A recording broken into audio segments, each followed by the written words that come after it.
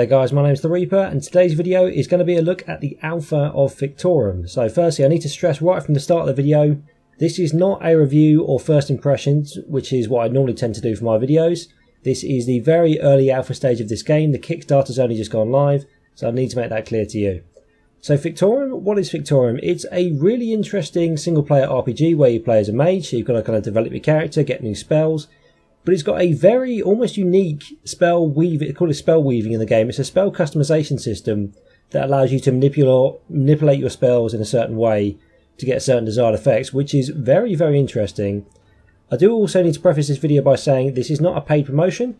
They didn't approach me and ask me to do this, having seen my channel, because frankly it's not a very big channel. There's bigger people they would go to. I managed to catch a sort of very short video of this on the Steam community page just by chance as I was browsing through.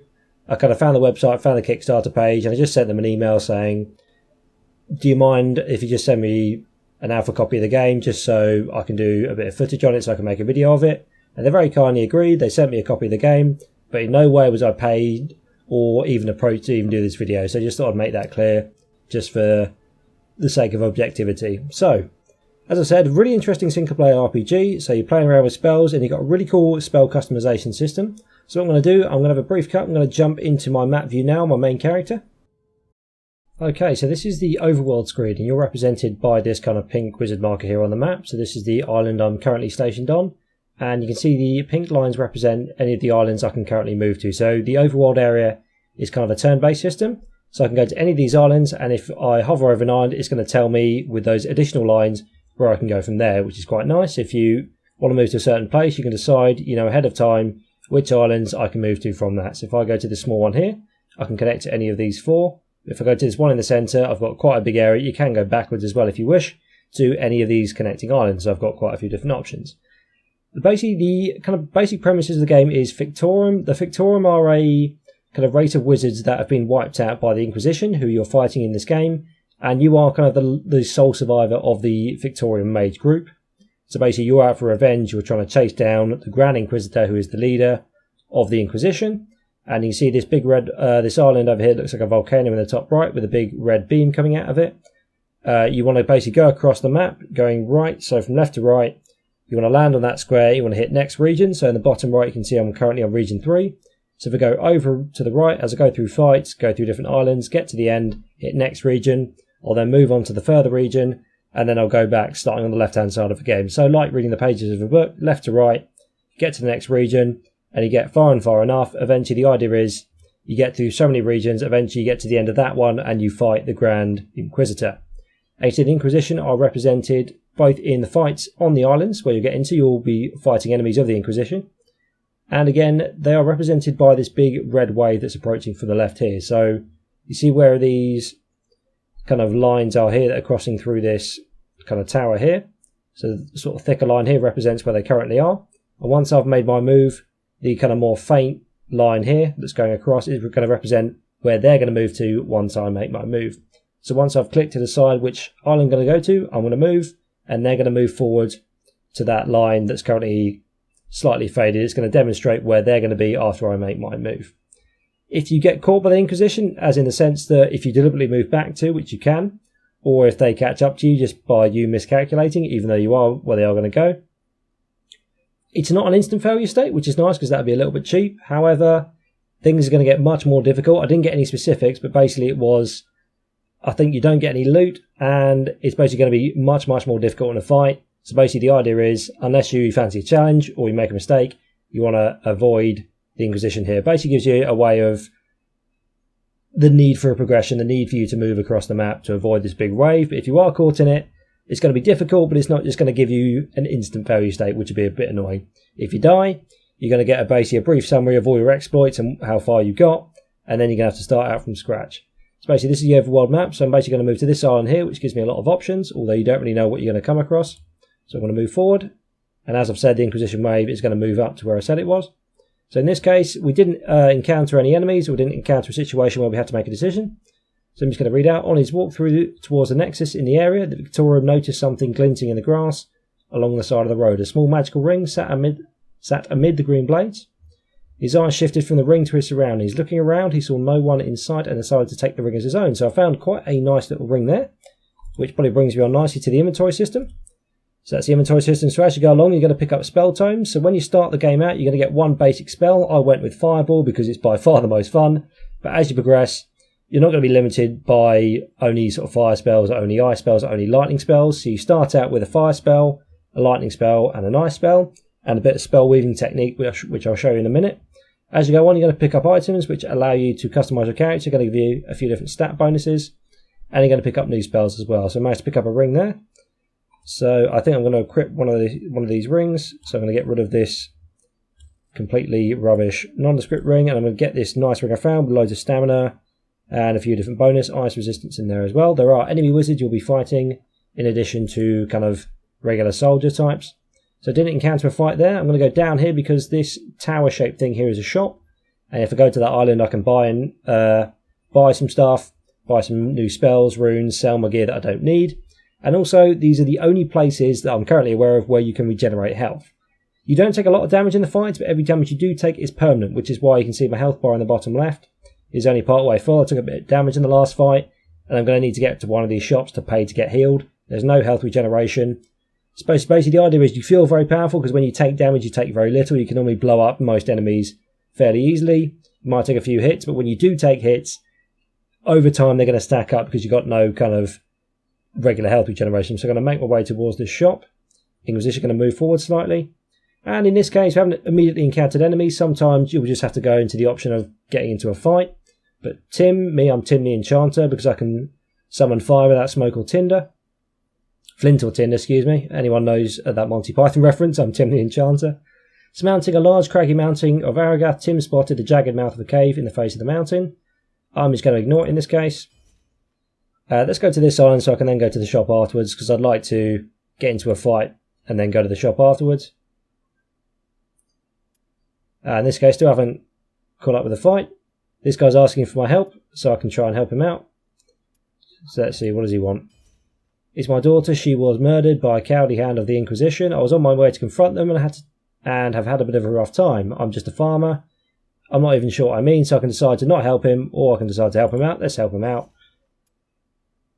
Nothing much happened. Got a bit of essence. Essence is your currency, which basically you could consider it money. It's magical essence. You can trade it for certain things. Let's try this again. Let's try.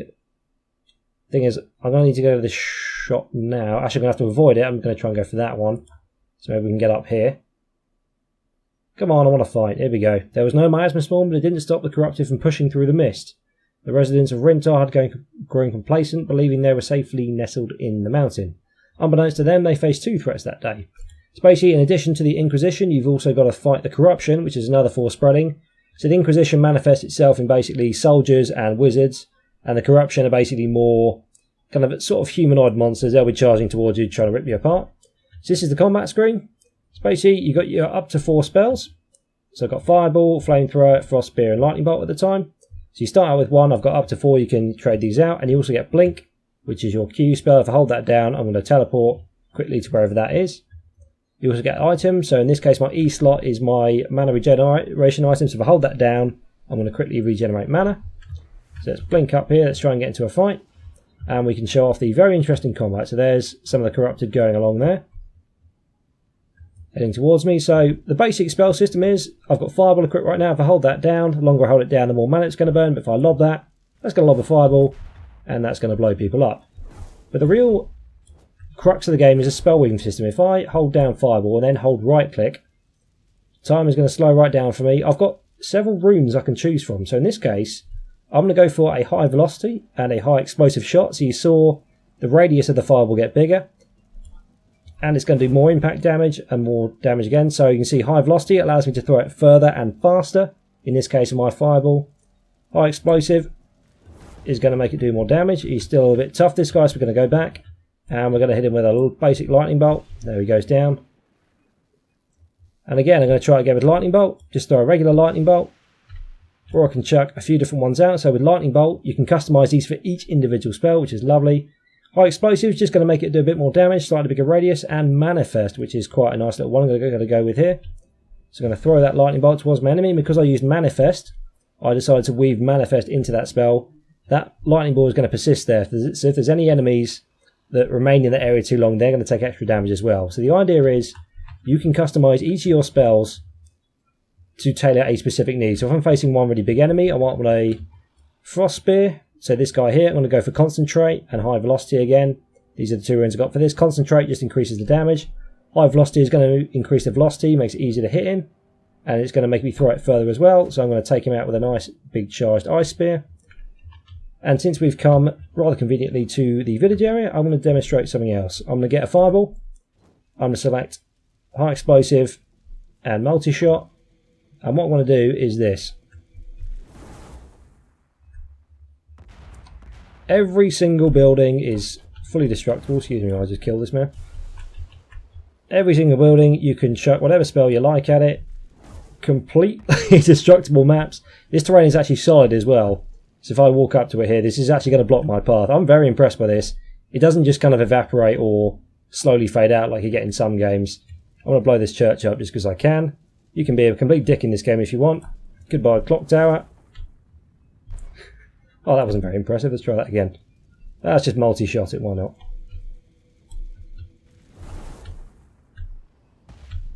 That's a bit more like it. It wasn't actually that good in the end, but there we are. So basically the idea is every single building doesn't serve any practical purpose, but it's fun just blowing everything up because I can. And I'm impressed as well. You can see the frame rate count in the top right hand corner. That's just keeping track of the current frame rate I've got. I'm quite impressed about how stable this game is actually. So I'm going to throw a manifested high explosive thing here. So he's going to take damage if he stays in that, which is nice.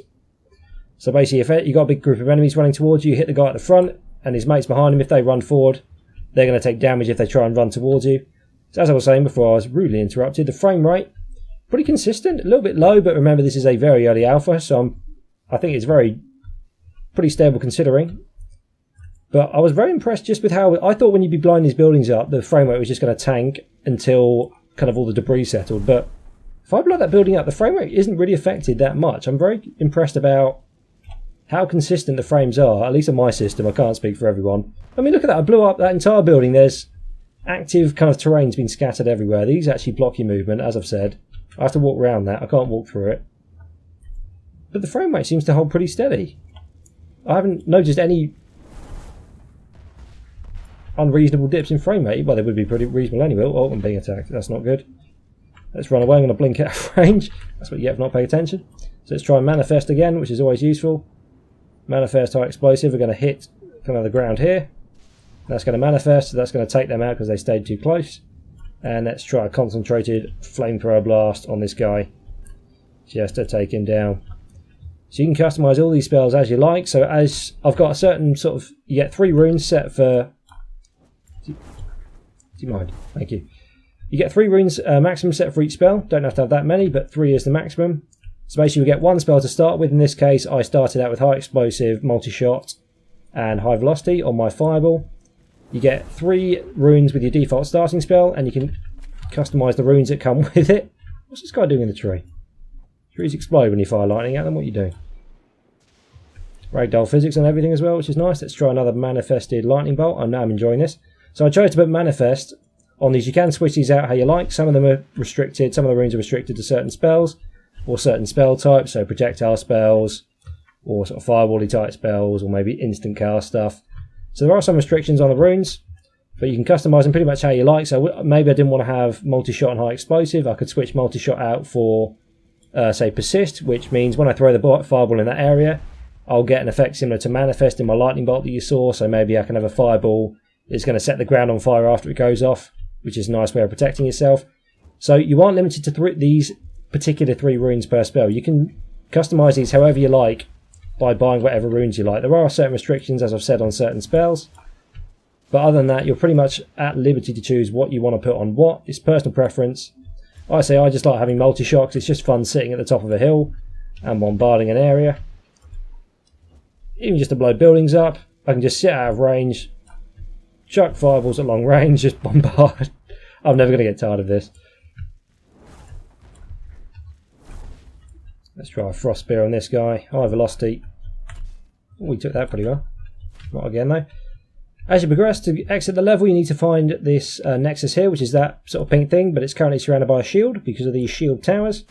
So you'll need to take these down with a certain spell. That's going to break that shield tower, and we can blink to exit. So we managed to take down all the enemies in that area. Well, you're not obliged to. Excuse me, sir. Ah, sold it. Never mind. So that's going to get us out of level and back to the map. And any loot you've been collected as well, you can add on here. Sometimes when you kill an enemy, they'll drop loot. Just got a bit of magic essence in that case, but we can use that. Once we get to the next shop, we can use that to buy a few things. Unfortunately, I can't go down to this one because the Inquisition will catch me, and we want to avoid that. So let's try this small island here. See if I get an option, maybe I can avoid the fight. So in this case, I've been found in the middle of a blinding snowstorm. Apparent map, whatever that says. Mounts, whatever that says. Blah blah blah blah. Now we've got two options here. Tim pressed on, hoping to find shelter from the elements. Tim thought it would be better to wait it out. This is one thing I would say about the game in a minute. I think it's meant to be partly random, but you've got no real way of telling. It's kind of just a 50-50 potluck choice. Let's try waiting it out. And I think we managed to avoid any damage. So let's go to the shop. So let's maybe see if we can find some new spells to buy perhaps. So I've got a bit of extra gear that we don't really need here. So I can upgrade. Let's get rid of that because that doesn't do anything. So we've got persist, which is the one I was talking about. So we've got the these are red, so they can only be used on fire runes. If I go to runes, I've got my fireball here. So if I wanted to, I could switch out maybe multi-shot for persist, and we could try that in the next fight. That might be interesting. I haven't actually seen that yet. So let's buy persist for 48. So I'm going to buy that and put that into our rune selection, and I'm going to swap out multi-shot for persist. Even though I do like multi-shot, but I've been showing off with it a bit too much. So this one's only usable on fire spells. Loads of bonus damage over time. And you do get rankings of runes. So for example, this persist is slightly better than that one, but it might cost slightly more. And say some high explosive things only work on lightning. As I've said, it's all about deciding what you want to use on what. So I'm going to go back to the inventory. I think I can probably sell this gear. Don't really need this.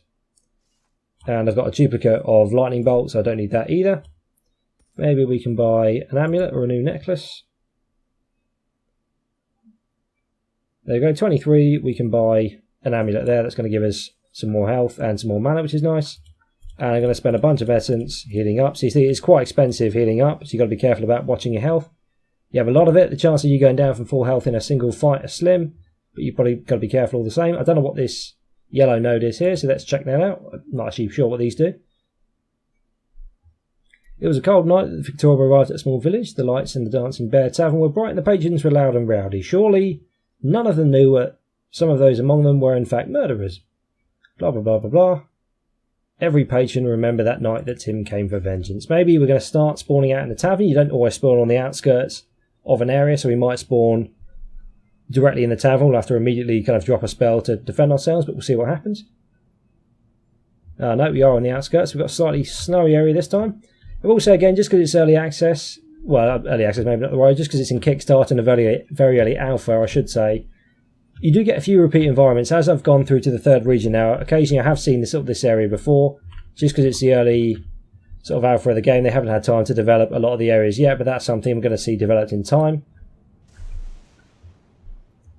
Now let's try out our new persist. Oh. I think, oh, that's flamethrower, that white. Fireball, there we go, so we've got high explosive. And let's try persist this time, so we'll lob it here and see if they get caught in that kind of persistent area. So you can see they're all on fire there, so a lot of damage over time. That's a wizard, we want to be careful about him. Let's flamethrower him down before we blink out of range. So I managed to burn him down. High explosive and persist again, maybe we can do a bit of damage over time with the fire on these guys. Oh, back off. He's too close. There we go, got a few of them there. And let's try maybe some manifestation. So again, you got to think about every spell. You get a lot of time, which is nice to decide your spells as you go into spell weaving. It's not, doesn't stop time. You can see the arse slowly moving towards me, but you get a lot of time to choose what you want to do. Blink out of range of that spell, managed to dodge it. You've got to be careful, some of these wizards have a lot of high damage effects. Blink is a very useful spell. Let's try another fireball. So high explosive. Let's try high velocity just for a bit more impact damage. It might knock them back a bit as well. And persist just to get them a lot of burning over time damage. Just chuck a high explosive. Managed to take them down, which is nice. So our persist seems to be working well, doing a lot of damage over time. We've got a lot of wizards we need to deal with here. So I think we'll try a frost spear with high velocity, just to take them out one by one because they're quite high in health. So again, you've got to pick and choose, even amongst which spell you choose, how you exactly want to throw that spell, which is... I've never seen a system like this before, at least in my lifetime, maybe years and years ago, but this is the sort of thing you get from Kickstarter and Early Access. You get these kind of unique ideas, which would be really nice to see them manifested. Let's try another high velocity explosive thing. We haven't got multi-shot anymore to blow buildings up, but it is still fun doing so. Would be nice to see if they develop a bit more kind of practical aspects to blowing the environments up, because they do look fun, and in this case I do need to blow this wall up just to get through it.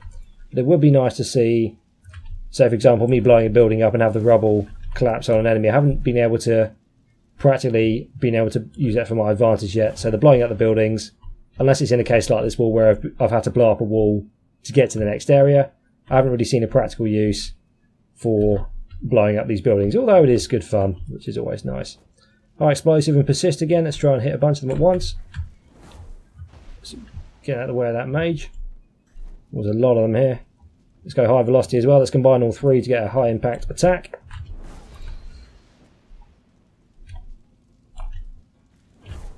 That's more like it. And let's try... I'm really enjoying the manifest on this. It seems to do quite a lot of damage if you get them in the area. Manifest.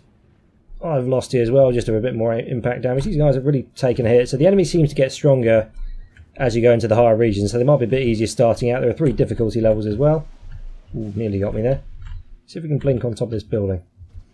Nope, you slide down it. Although the manifestation has killed all these guys. I think there are archers trying to blow me up. So I could walk through this wall, this gate even, but I think that's no fun.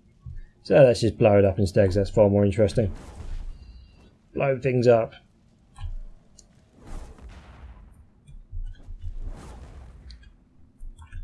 No, it's not gone as well as I'd hoped. No, never mind, let's just blink.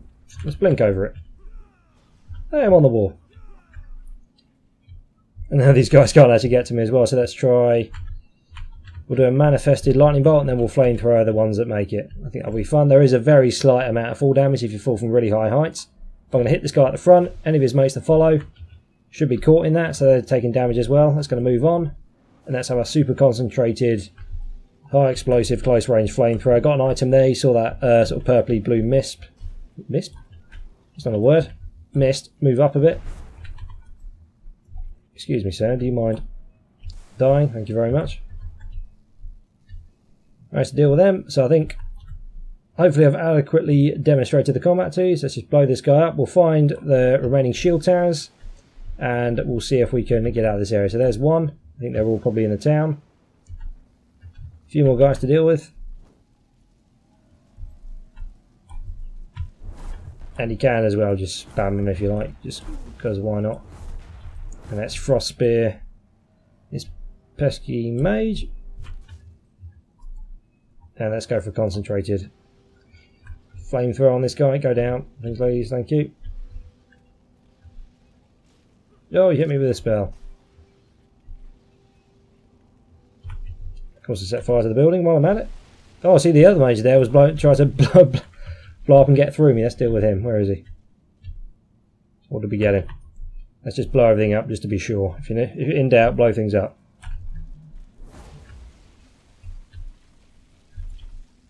You guys over here. So the ways you can get, just as I'm going through the level, you can get access to the alpha of the game. If you donate a certain amount on the Kickstarter, you will get an alpha copy of the game just to play through. So you do have the option of playing yourself. Although bear in mind, as I've said, this is an early alpha copy, so it's going to be a little bit buggy. Although it seems to be very consistent considering I've had full game releases come out that have been worse than this from some AAA developers. Blow that last tower up. That mage is still alive. There we go, he's been dealt with. Took a bit of damage annoyingly, but now we can just end it there. And I've been slowed down, as you can see. That's one of the effects of the frost spells. You can get a slowing effect to slow your enemies down. Let's go into here, and we should pop out the other side. So I'm not quite sure what that yellow node meant above that. Didn't seem to matter then. Got a few items, got a new amulet, and we got some clothes, but we'll continue the story. So basically my next move here would be, I'd go onto the red square because, this got a red pillar on this final island here, and I've got the Inquisition chase me, so I want to avoid them. So I'd move on to there, hit next region, and then we get a new map up. I think I'm going to round it up there, so apologies if I've rambled a bit there, trying to sort of blow everyone up and not get killed at the same time. But hopefully that answers all your questions. If you have any more questions, please let me know. The Kickstarter page link is in the description of the video. If you want to go over to there, click on that if you want to donate. And hopefully this video might get them a bit of marketing as well, because this is a really nice game. Really nice ideas here, and hopefully they can meet their Kickstarter goal. So thank you very much, guys, for watching. Any more questions, as I've said, please let me know. And I'll see you next time. Cheers.